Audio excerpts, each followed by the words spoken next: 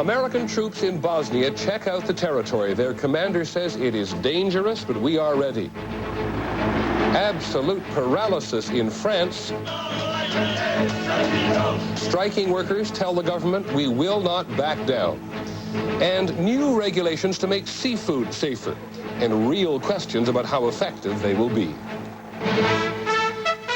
From ABC, this is World News Tonight with Peter Jennings. Good evening. We begin tonight with the continuing debate about the role that American servicemen and women will play in Bosnia. As American troops trickle into the country today, President Clinton has won some important political support for his decision to send them.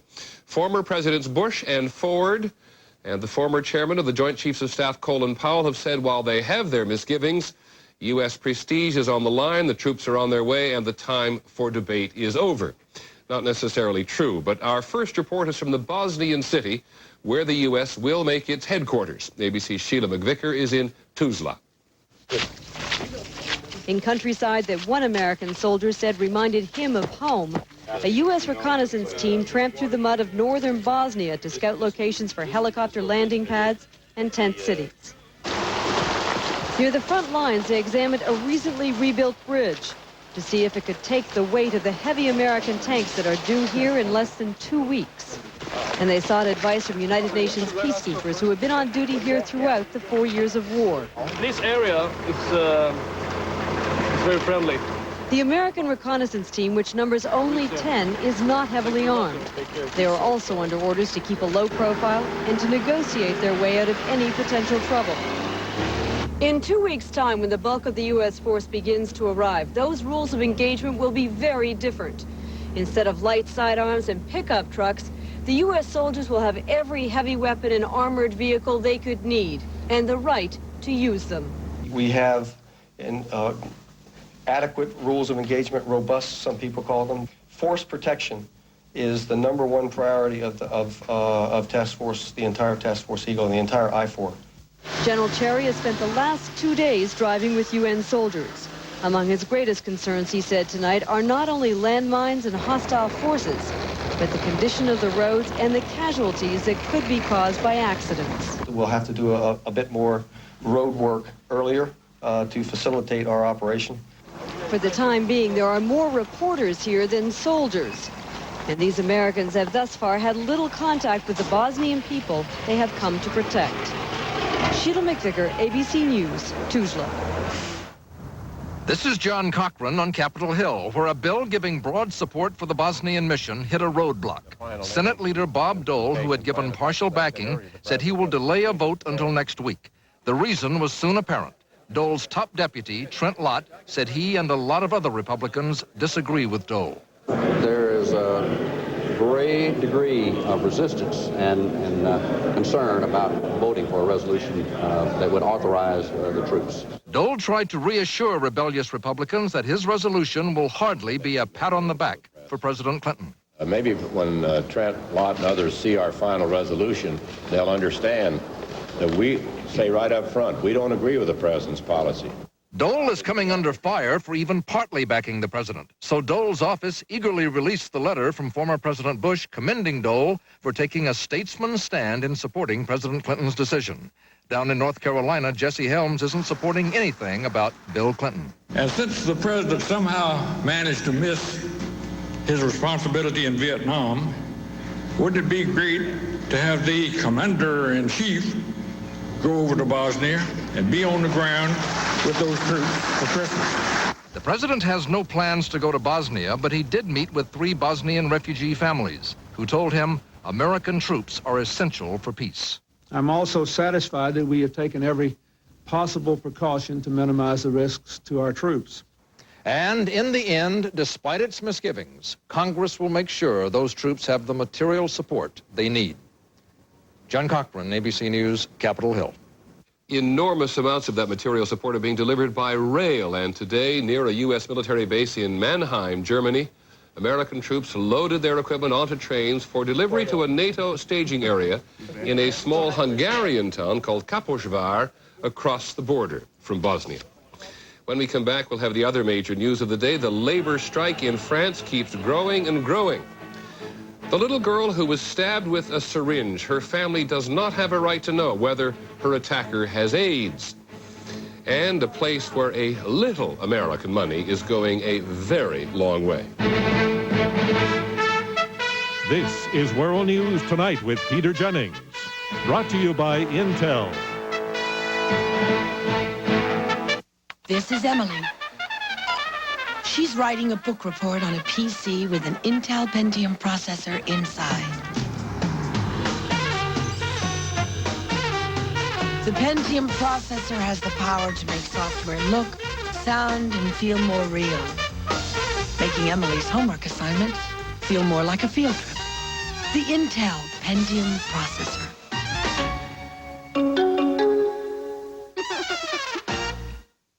Presenting the newest Black & Decker Dustbuster and Morgan the Butler. With twice the power as before, this Dustbuster will pick up practically anything around the house. Morgan, the newest Dustbuster. More power, more pickups. If someone makes a fatal mistake, this is cooked. It's the bird that follows Mother in your favorite fairy tale. Michael. What is his goose? Yes. He's in the money on the next Jeopardy! Tonight at 7 on KATU Spirit 2. Labor unions are in the news tonight here and overseas. In France, the nationwide strike by many French government employees has grown larger and, if possible, nastier today. Americans can relate to the roots of the strike. The French government insists that a French budget deficit, larger than America's, must be reduced. And the workers say, not at our expense. Here's ABC's Jim Bitterman. Hundreds of thousands took to the streets. Miners and tax collectors were striking today in Marseille, doctors and nurses in Nice, and students and civil servants in Le Mans. In Paris, it was not Christmas shoppers, but strikers who were out on the grand boulevards. School principals protested that their schools are too crowded. Students said there are not enough jobs. Workers from private industry said taxes are too high. But when the Prime Minister addressed the nation tonight, he insisted he would not back down, that economic reform could wait no longer. An advisor to the French president said it's time to pay the bill for France's generous social programs. It would be easy, of course, if you could raise salaries, lower taxes. We can't do that. We can't do that because there is no money and the debt is huge. Yet even as commuters have struggled to their jobs for 12 days now through cold and snow, polls indicate 51% of the French still support the strikers, perhaps because many in the middle class can no longer support what they believe will be a further decline in their standard of living. They are always taking from us, said a postwoman, from our salaries, from our retirement, always less in the paycheck, and we are fed up.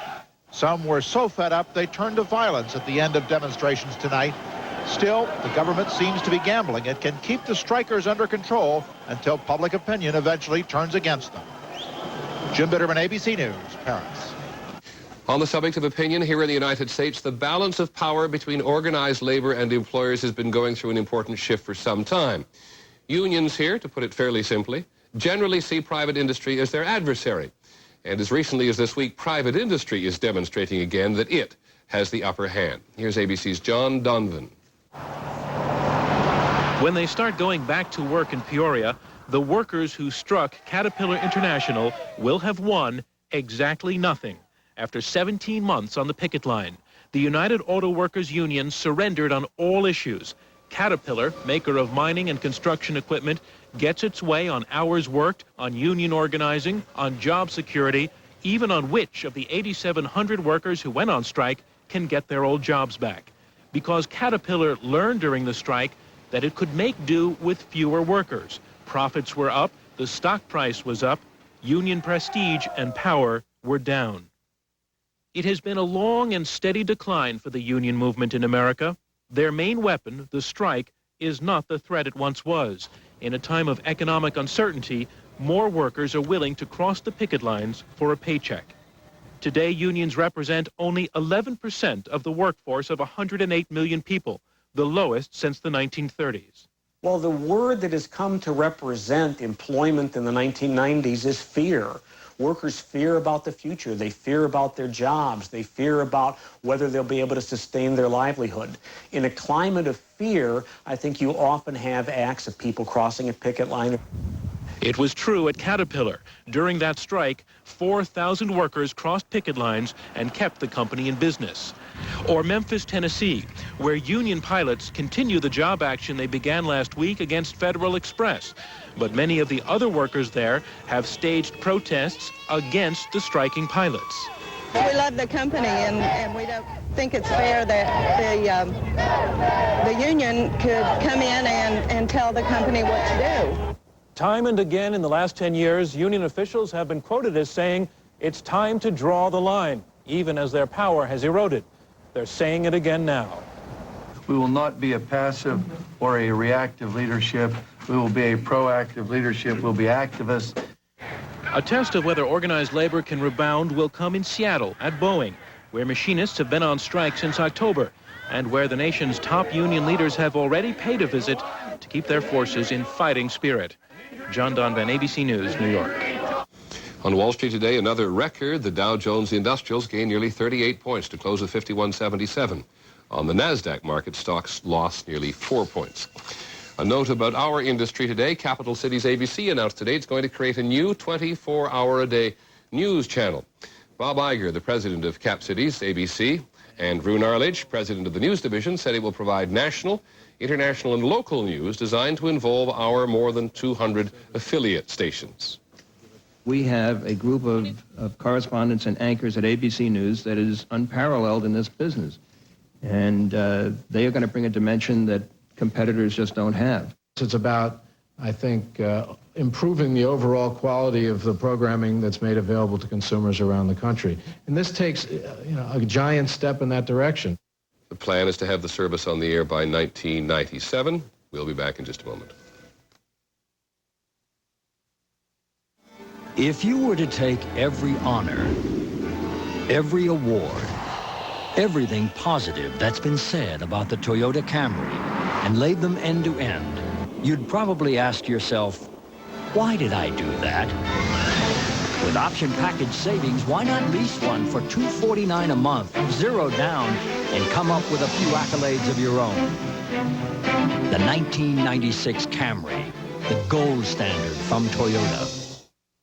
Thanks to Sprint Business, there's a company who does more business in skis.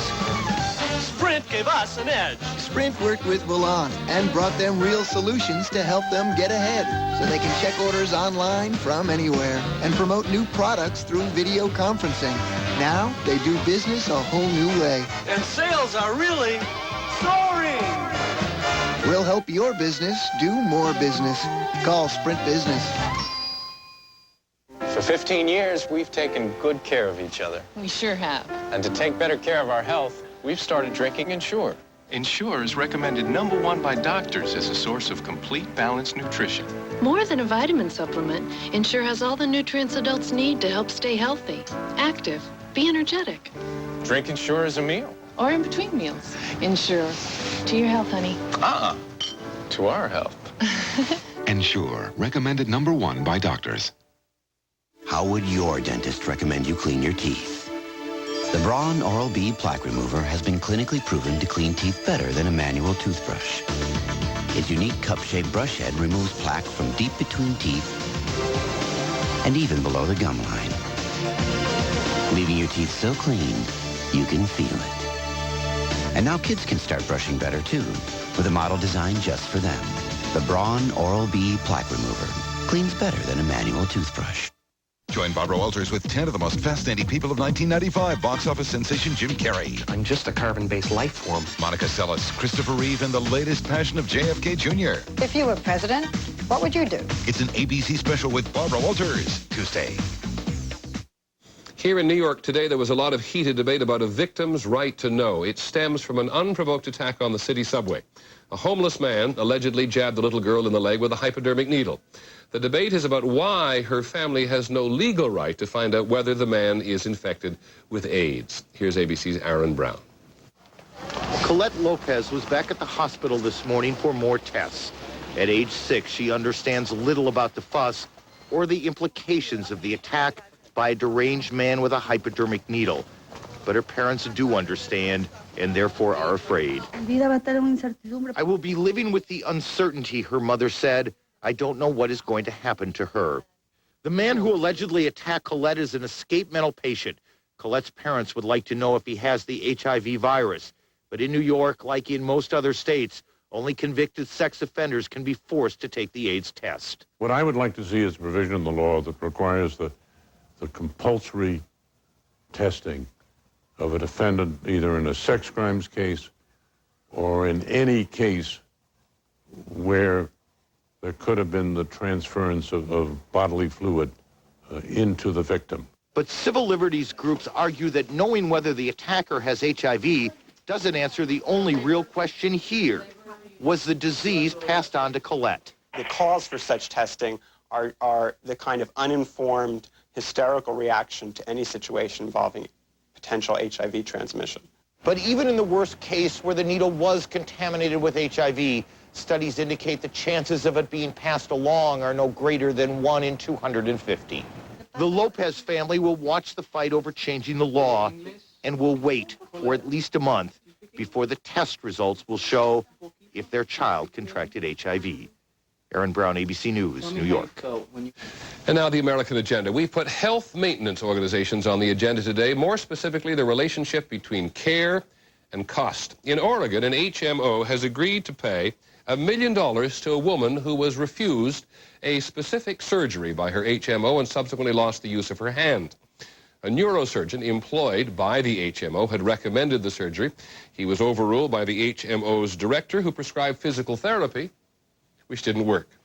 This may be an exception to the rule in HMOs, but it is a case which helps us to focus on a genuine concern for millions of us. How does a person judge an HMO's quality? Our agenda reporter is Ned Potter.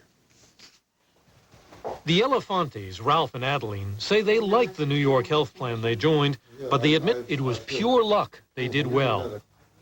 I mean, the price is right. And so far the service has been good. Is it bothering you in here as well? Or in here? Their new doctor, Ann Bass, is worried how the system works. Too often, she says, patients won't pick her for her ability. They'll just choose her name from a list. They'll just know my name and my address. They can figure out that I'm a woman. They'll know what hospital I'm affiliated with, and they won't really know anything else about me.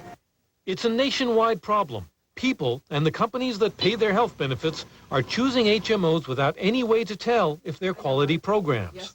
There are going to be some managed care organizations that are just going to reduce costs, regardless of what happens to quality, and we will never know which of those are which and which one to join unless we measure quality. The federal government doesn't regulate HMOs, and a new survey says state regulations are highly uneven. So the managed care industry is under increasing pressure to police itself. Hi, we're with NCQA. This is a team from the National Committee for Quality Assurance, an HMO-funded group which is trying to become the industry watchdog. It plans to audit all 550 of the country's HMOs, pouring through their records and talking to their staffs to decide if they deserve a stamp of approval. What are you doing now that you've identified those 3 problems? What are you doing to improve that? The NCQA checks 25 criteria, like how does an HMO check the qualifications of its doctors? How often does it refuse to pay for treatments? And how can patients complain? What we really think is important is to have the ability to have standardized audited performance measures across HMOs. Though the healthcare companies pay to be audited, the auditors say they try to be tough. They've reviewed 200 HMOs nationally and given full approval to fewer than a third of them. Those audits are really just a first step. There's wide disagreement over how you measure the quality of healthcare. But HMOs hope it will give people assurance that cutting costs does not compromise care. This is Ned Potter for the American Agenda. And there is news today about medicine and the power of prayer. A conference at the Harvard Medical School has heard there is scientific evidence that prayer can lower the heart rate, breathing rate, and brainwave activity. Harvard professor Dr. Herbert Benson says that praying, while ignoring other thoughts, can trigger physiological changes in the body and even cure infertility. He says 40% of couples he studied who prayed were able to conceive within 6 months. We'll be back in a moment.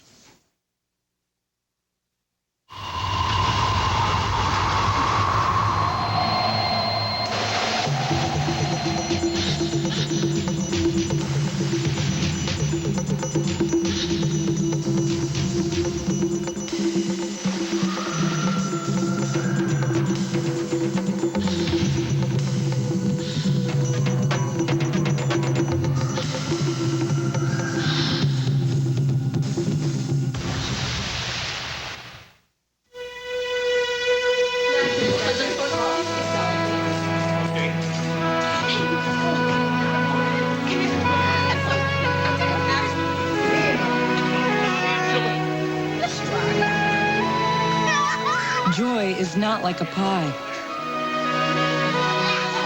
The more you share it, the bigger it gets.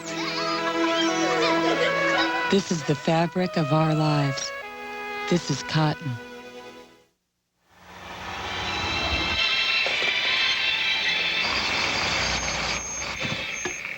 If you've been drinking Ensure, there's a little something you should know. Sustacal has more protein, less fat, and about twice as much calcium. No, Sustacal can't add years to your life, but it might help add life to your years. Finally, great popcorn from your microwave. Power Pop. Presto Power Pop Microwave Multi-Popper. Power Pop. Pops virtually every kernel. Pop with oil, pop without oil. Nothing pops like Power Pop. That's why it's endorsed by Orville Redenbacher. Power Pop. From Presto, here's a great big idea. Salad shooter. From Presto, professional salad shooter slicer shredder. Big capacity and power. Special blades to point and slice thick, slice thin, shred, even ripple cut. Right where you want. Salad shooter. From Presto. In Washington today, trying to make healthy eating healthier, the Clinton administration has issued new regulations designed to ensure the safety of the nation's seafood. As many as 60,000 people get sick every year from eating contaminated seafood.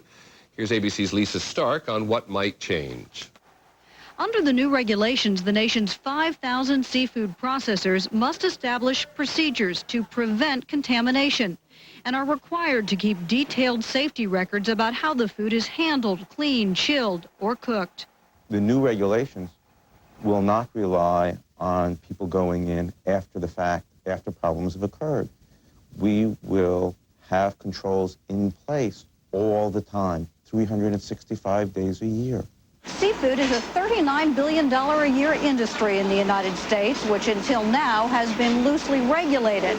And critics say the new rules don't go far enough. Not covered, the nation's 100,000 fishing boats. Not required, lab tests after processing to ensure seafood is free of contamination. And there's no money to hire additional federal fish inspectors. There are now only 400 nationwide, compared with 7,500 beef and poultry inspectors. We are really trading a system of an inadequate government inspection system for one with even less government inspection and now a new industry honor system on top of it. But the industry, which supports the regulations, calls this the start of a new era. This is not a on your honor system. This is a tough regulatory program with severe penalties for those who do not adhere to it. Processors will have 2 years to set up safety programs to ensure the seafood consumers eat is safe. Lisa Stark, ABC News, Washington. Back in just a moment. Hey, you, look what Betty Crocker's whipped up, a sinfully sweet strawberry bar that's totally fat-free. Fat-free? That's right. Now all the best of Betty's in a fat-free, ready-to-eat strawberry bar. New sweet rewards. Betty, you ought to get a reward for these. Of course, drums, perfect. A treadmill, he could use that. Mommy? I think she's ready for a doll. Honey, I thought you were going shopping. When you're rushing in a hurry, what's for dinner? Not to worry. When a pizza just won't cut it, more Chinese, you're sick of it. For a warm and hearty supper, grab some Chunky from the cupboard. It's not really such a big deal to prepare yourself a square meal. Chunks of beef and big potatoes. And of course, we've got tomatoes, peas and vegetables galore. Chunky soup, need we say more? Campbell's Chunky. Soup that eats like a meal. I'm glad you made it to the reunion. Oh, I can't believe it's been 20 years. Oh. You okay? I could use some Tylenol. Here. Oh, ibuprofen? No, I can't. I had an ulcer. Really? My husband had an ulcer. Oh, he should be careful. My doctor says ibuprofen can aggravate an ulcer. But Tylenol just works great. If you're using ibuprofen, Tylenol may be safer for you. Talk to your doctor. 20 years later, you've still given me the answers. Are you ever going to listen? I'm Steve Dunn. Coming up on Channel 2 News at 6:30, no matter which Democrat wins in the primary, will they hold special advantages over the Republican? And you look to a computer for help in business and education, but computers just want to have fun at 6:30. Finally from us this evening, the value of a dollar. There is Republican-sponsored foreign aid legislation before the Congress this week that would drastically cut the amount of money the U.S. sends to some other nations so as to foster their development. Case in point is the West African nation of Mali. Mali received $38 million from the U.S. government this year, and next year that amount will be slashed by at least 25%. We asked ABC's Hillary Brown to go to Mali to see what difference an American dollar really makes. A few years ago, Fatima Kone had one chance in 5 of ever going to school in a country where 70% of all adults are illiterate. She spends half her time at traditional chores, drawing water, making the fire. But now the other half is spent at the new schoolhouse, funded by Save the Children with American taxpayers' money. The cost, $1,500 per school. 170 such schools have been built so far using village labor and materials under a program that gets $1 million a year. Now Fatima and 10,000 other Malian children can read and write and calculate. It averages out to about $25 per student startup cost, $5 or $6 per student continuing operating cost. So it's quite cheap. It's very effective aid. The teachers come from the villages too. They learn to read and write in a 3-month crash course. The village pays their salary when they qualify, $10 a month. The school day is short, so children can do their daily chores. The classes are timed not to conflict with planting or harvest time when both children and teachers are needed in the fields. The Village School Project is less than 1% of the total American aid budget to Africa. Yet this and other U.S. projects could be cut by a Congress that's now skeptical about the value of any development aid to Africa. American officials here point out that 2/3 of U.S. aid money spent in Mali actually goes back in the purchase of U.S. goods and services. $34 million worth of food came through here from the ports of Texas and Louisiana. So these are jobs back home. Save the Children wanted to build 900 schools by the year 2000 and cover the whole country. Its workers now fear this may not be possible. They don't know this in the wilds of southern Mali. They just know that a school in their village is something to celebrate.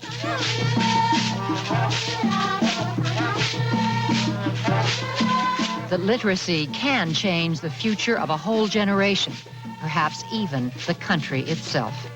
Hillary Brown, ABC News, Mali. And that's World News Tonight. I'm Peter Jennings. Good night. Tonight, after an hilarious home improvement, it's an all-new Coach here on ABC. Up next on Channel 2 News, the last-minute votes are rolling in, and they could